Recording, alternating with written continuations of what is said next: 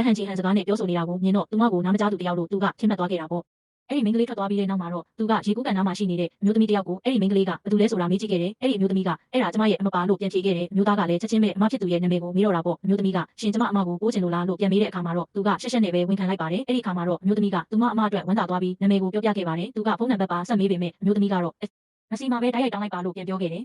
မျိုးသားကတော့အဲ့ဒီမိန်းကလေးနဲ့ပြန်ဆုံဖို့အချိန်တော်ကြာဦးမယ်လို့ထင်နေခဲ့တာဒါပေမဲ့နှစ်ရက်ကြာမှာတော့သူဟာမိသားစုစားတောက်ဆိုင်အတွက်ပါဆယ်လိုက်ပို့ရင်းနဲ့လမ်းမှာကားပြက်နေတဲ့အဲ့ဒီမိန်းကလေးကိုမထင်မှတ်ပဲတွေ့လိုက်ရတယ်သူလည်းချက်ချင်းပဲအနားကိုသွားပြီးကားကိုစစ်ပေးရမလားလို့မေးလိုက်တာပေါ့မိန်းကလေးကလည်းခေါင်းငိမ်ပြီးသဘောတူခဲ့တယ်သူစစ်ကြည့်လိုက်တော့ကားပြင်ဖို့တနာရီလောက်ကြာမယ်ဆိုတာသိလိုက်ရတယ်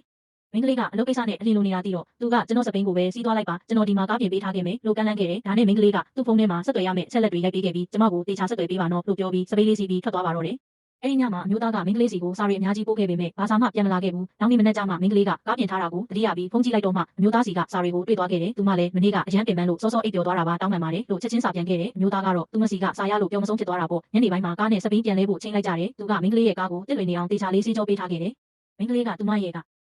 ကိုမြင်လိုက်ရတဲ့အခါကားအတဲ့အတိုင်းပြောင်းလဲနေလို့အံ့ဩသွားပြီးကျေးဇူးတင်စကားပြောခဲ့တယ်။ကားပြင်ခါပေးဖို့ကမ်းလှမ်းပေမဲ့သူကငင်းခဲ့ပြီးကျွန်တော်တို့တကယ်ချင်းဖြစ်လို့ရမလားလို့မေးလိုက်တယ်။သူ့ရဲ့ရှက်ကိုရှက်ကန်းနဲ့ရိုးသားတဲ့ပုံစံလေးကိုမြင်တော့မိန်းကလေးကလည်းဝမ်းသာအားရသဘောတူခဲ့ပါတယ်။အဲ့ဒီနောက်ပိုင်းမှာတော့အမျိုးသားကနေတိုင်းမိန်းကလေးစီသွားလေပြီးသူတို့နှစ်ယောက်တဖြည်းဖြည်းရင်းနှီးလာခဲ့ကြတယ်။သူမနဲ့အတူရှိရတဲ့အချိန်တိုင်းကသူ့အတွက်တော့ပျော်ရွှင်မှုတွေနဲ့ပြည့်နေနေတာပေါ့မကြခင်မှာပဲသူ့ရဲ့မိဘတွေကတားဖြစ်သူရဲ့ထူးခြားတဲ့အမှုအရာကိုသတိထားမိလာကြတယ်။အမေဖြစ်သူကတားဖြစ်သူမှာချစ်သူရနေပြီလို့တန်တရားဝင်လာပြီးဒီရက်ပိုင်းပါလို့ဒီလောက်တောင်ပြောနေတာလေလို့မေးတဲ့အခါမှာတော့သူကတကယ်ချင်းတစ်တယောက်ရလို့ပါလို့ပဲပြောပြီးရှက်ရှက်နဲ့ထွက်သွားခဲ့တယ်။တရက်မှာတော့မိန်းကလေးကအလုပ်ပြုတ်သွားလို့အရန်ကိုစိတ်မကောင်းဖြစ်နေခဲ့တယ်။သူကသူ့မနာကိုသွားပြီးအဖော်လုပ်ပေးခဲ့တယ်မိန်းကလေးကသူ့ကိုကြောပေးထားတာကိုမြင်တော့သူမနားမကြားနိုင်ဘူးလို့သူကထင်နေတဲ့အတွက်သူ့ရဲ့ရင်ထဲမှာရှိတဲ့ခံစားချက်တွေကိုမထိန်နိုင်ပဲဖွင့်ပြောလိုက်မိတယ်မိန်းကလေးကလှည့်ကြည့်လိုက်တဲ့အခါမှာတော့သူကချက်ချင်းပဲစကားစားဖြတ်လိုက်ပါတယ်။မိန်းကလေးကစိတ်ပြေလက်ပြောက်ဖြစ်အောင်သူ့ကိုရေကူးကန်နဲ့ခုန်ချပြီးစော့ဖို့ဖိတ်ခေါ်ခဲ့တယ်။သူမစိတ်ကြည်လင်သွားတာကိုမြင်တော့သူကကျွန်တော်တို့မိသားစုဆိုင်မှာအလုပ်လုပ်မလားလို့မေးခဲ့တယ်မိန်းကလေးကလက်ဟန်ချီဟန်နဲ့ကျမနားမကြားဘူးလေရှင်းမိပါတွေစိတ်မရှိဘူးလားလို့မေးတဲ့အခါမှာတော့သူတို့ကမင်းဘယ်လောက်တော့တလဲဆိုတာတွေ့ရင်တေချာပေါက်သဘောကျမှာပါလို့ပြန်ဖြေခဲ့တယ်။နောက်နေ့မှာတော့သူကမိန်းကလေးကိုအင်တာဗျူးဖို့သူ့အိမ်ကိုခေါ်သွားခဲ့တယ်။သူမိဘတွေကသူမကိုနွေးနွေးထွေးထွေးကြိုဆိုကြပါတယ်။မိန်းကလေးမလာခင်ကတည်းကသူကမိဘတွေကိုသူမကနားမကြားသူဖြစ်ကြောင်းပြောပြထားတာကြောင့်မိဘတွေကစာအုပ်နဲ့ခဲတဲ့အစင်သင့်ပြင်ထားသလိုလက်ဟန်ချီဟန်စကားအနေငယ်ကိုတောင်လေ့လာထားကြသေးတယ်